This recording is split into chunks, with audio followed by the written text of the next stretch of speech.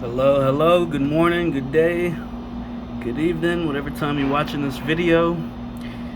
Uh, I am going to do a quick little review of the Samsung Galaxy Fold 3. That is right, people, the Samsung Galaxy Fold 3. So, little history with me. I got this through the T-Mobile store. But me, I've had the same phone number for more than 20 years now. And I started off, I believe it was with Nextel. Then Nextel went and became Sprint. And then now it's T-Mobile, apparently. So, first things first, I've had the Fold probably, I don't know, 2 weeks, a little less than that now.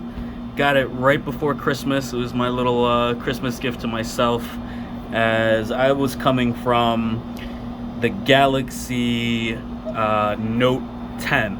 Yes, the Galaxy Note 10. I had not bought a phone for that long, and I usually what I do is I buy the hottest phone, or the most sophisticated phone that I think is out or that I can afford at that time, and then I just ride that thing until it dies. I'm actually filming on my Note 10 right now, so my phone is not dead, but the problem came about that the Note 10, it stopped taking the wired charger. I can only wirelessly charge my Note 10 right now, which is frustrating because, as you know, the speed charger charges extremely quickly, where just putting it on one of those wireless bases, it takes forever. So now, I can't have this as my primary phone, so I just, use this to play around. And now I got this Galaxy Z3, and I was very excited about this phone when I first got it. The cool stuff about it opening up, and the screen was huge.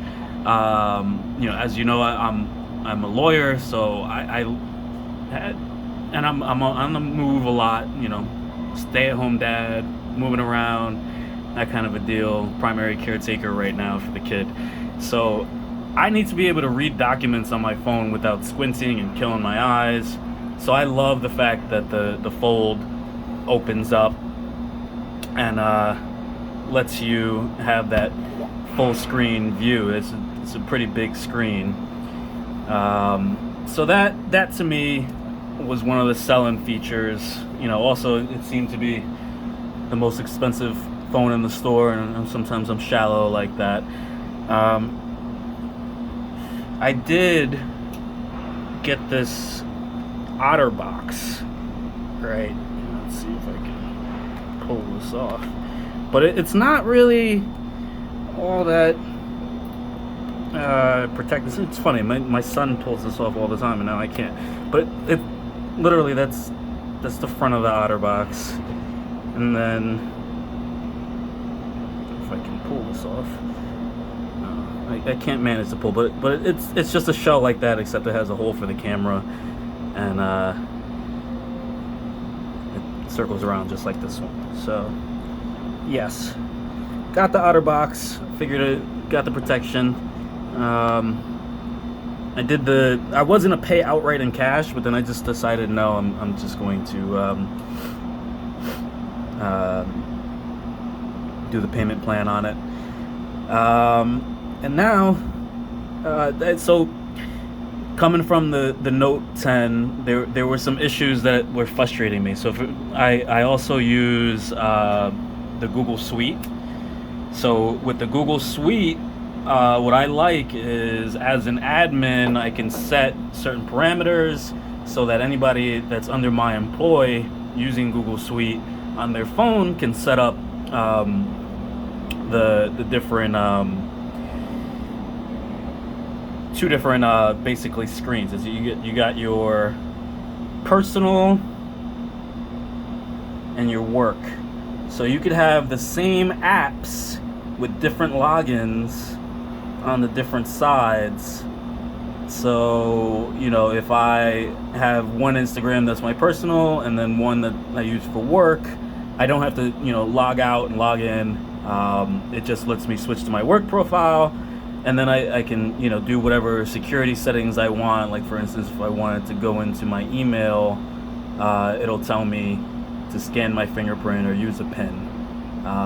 So security-wise, what I always recommend, what's cool too about this is the fingerprint scanner's on the side. It's not like the middle, like some of the other phones. So this is actually your fingerprint scanner right there, and has volume control. It makes it a little difficult to do screenshots and things like that, but it works. What was I gonna say about that though?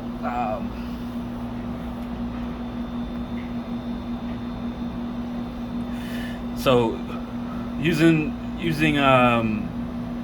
as far as security is concerned, I recommend that people don't use a fingerprint scanner to get into your phone, because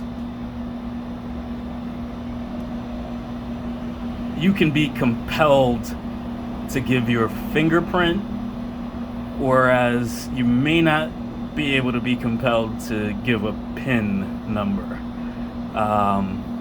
Also, if you're unconscious, you can't give up a PIN, but your finger can be used to open a phone. So if you care about, the security and privacy of the contents of your phone, me, it's especially important since I'm an attorney. So I have, a huge long number PIN to enter my phone.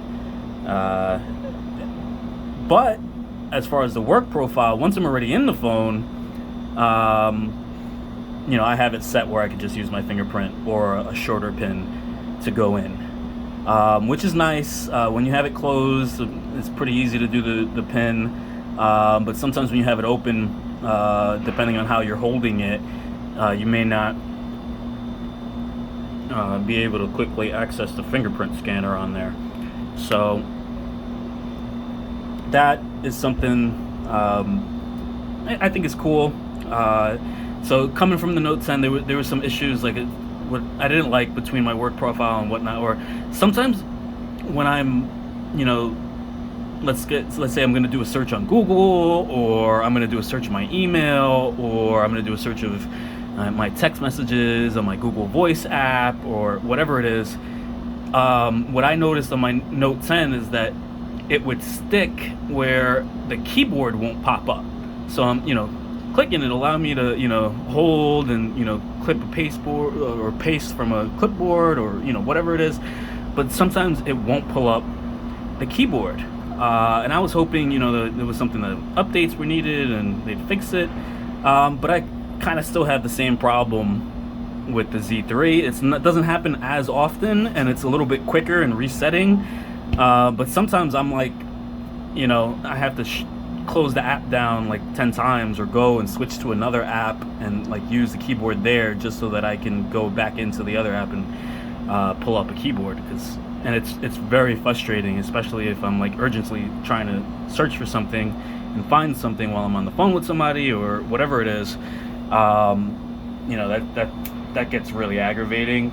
So that didn't fix. I think that's more of a software bug than processing speed, but I did sense a difference. But again, I'm coming from Galaxy Note 10, which I love the Note 10, but the processing speed isn't probably as good, or the processor is probably not as good. I would have to look at the specs to see what the actual difference is, but I did feel somewhat of a difference as far as, pulling up videos, loading. Also, I had Sprint on my Galaxy Note, and then it transitioned into T-Mobile, so they had to like send me a new SIM card, and I had to switch it, and I never felt like the internet or anything worked right after that. So there's also some of that in there, so it may not have been all processing speed issues and things like that.